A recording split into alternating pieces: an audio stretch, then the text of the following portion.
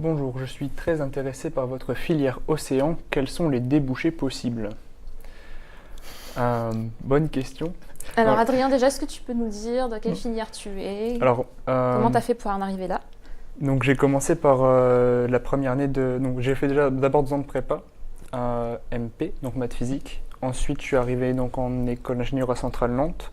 La première année, c'est du tronc commun, donc c'est pour tout le monde pareil. Mhm. Et en deuxième année, donc j'ai pris ma première spécialité qui était donc l'option santé.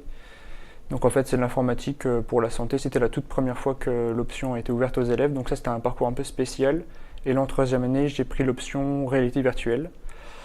Je n'ai donc pas pris la filière océan, mais je sais que c'est une des principales options de l'école.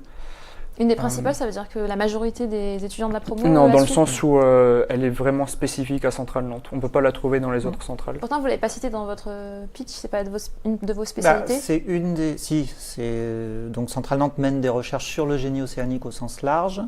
Alors les débouchés professionnels, ils sont de plusieurs ordres. La conception de navires, faire en sorte que le navire flotte, y compris avec une cargaison mobile, évidemment.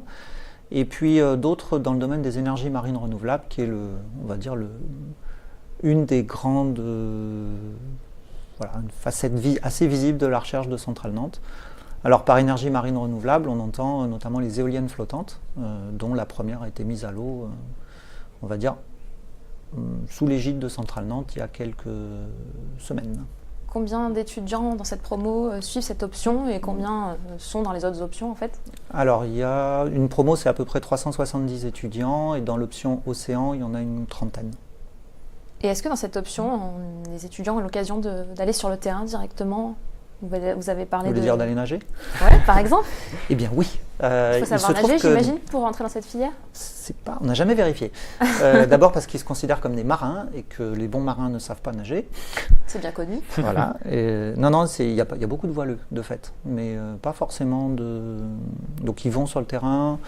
On a aussi un bassin d'essai, ce qu'on appelle un bassin de traction. Donc on va tester l'hydrodynamique des différentes parties des navires. Donc c'est une installation qui est unique en Europe quand même. Et puis on a un bassin de houle, ce qu'on pourrait traduire vulgairement par une piscine à vagues.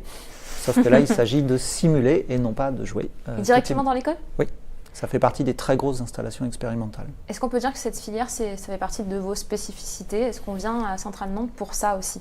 Oui. Bon, en même temps, il y a une petite proximité de l'océan qui fait que c'est plus facile de faire ça à Nantes qu'à Lyon. Et c'est pas... Il y a beaucoup de vagues dans l'océan, donc... C'est ça. Ok.